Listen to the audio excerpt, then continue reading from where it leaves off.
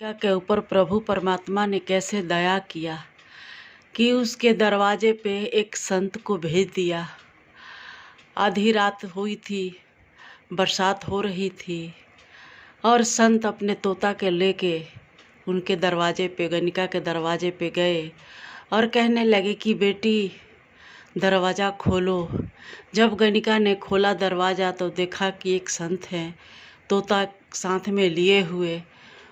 उन्होंने कहा कि बेटी, संत ने कहा कि बेटी मेरी कुटिया उजड़ गई है बारिश से, इतनी तूफान बारिश आई है, इसमें उजड़ गई है और ये तोता मेरे जान से प्यारा है, तो इसलिए मुझे आज रात शरण चाहिए तुम्हारे घर में। गणिका ने कहा कि ठीक है, आप आ जाइए अंदर।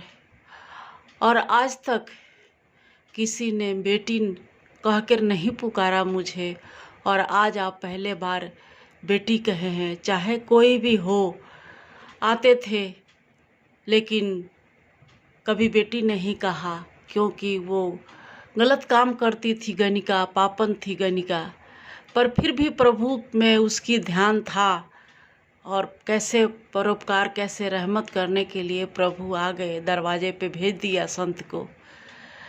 और 2 दिन तक बारिश नहीं छूटी, संत वहीं पे रहे, खाना बनाए, खिलाए गणिका। जब 2 दिन बाद तीसरे दिन बारिश छूटा तो संत कहने लगे कि बेटी अब मैं जा रहा हूँ, बारिश छूट गया है। गणिका ने कहा नहीं महात्मा जी, आप मेरे पास ही रुकिए, क्योंकि आप रुकेंगे तो मेरा भी उद्धार हो जाएगा, तो इसलिए आप यहीं रुकिए।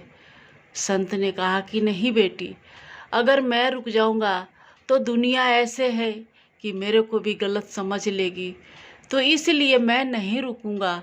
इस तोते को तुम्हारे पास छोड़ के जा रहा हूँ। ये राम राम बोलता है, जब भी इससे राम राम बोलना, ये राम राम बोलेगा, तुम्हारा उद्धार हो जाएगा। संत चले जाते हैं और वो गणिका सुबेरे उठती है, तोता से आगे कहती है तोता बोलो राम राम। वो राम राम बोलता है। ऐसे प्रक्रिया चल रही होती है।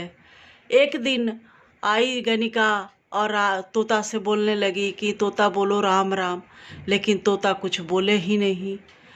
फिर वो 2 बार कही, 3 बार कही, नहीं बोला तोता। तो गणिका ने उसमें हाथ लगाया तो देख वो सांप बैठा हुआ था। पहले ही तोता के भगवान ने बुला लिया अपने पास, क्योंकि सांप ने तोते को काट लिया था। और गणिका जैसे हाथ लगाई तो उसको भी सांप ने काट लिया और वो उसको भी परम धाम को चली गई। तो कैसे परोपकार करते हैं परमात्मा। थोड़ा सा भी हम प्रभु के नाम लेते हैं तो ये कितना परोपकार करते हैं हमारे ऊपर। जो गणिका तर गई, कितनी भगवान के द्वार पे मुक्त हो गई वो, जब राम राम कही। अगर हम सच्चे मन से, क्योंकि वो सच्चे मन से राम राम बोलती थी, अगर वही हम सच्चे मन से बोले तो हमारी मुक्ति निश्चित है। तो हम सच्चे मन से प्रभु के, परमात्मा के नाम का जप करें, सिमरन करें और अपने मुक्ति का द्वार खोल लें।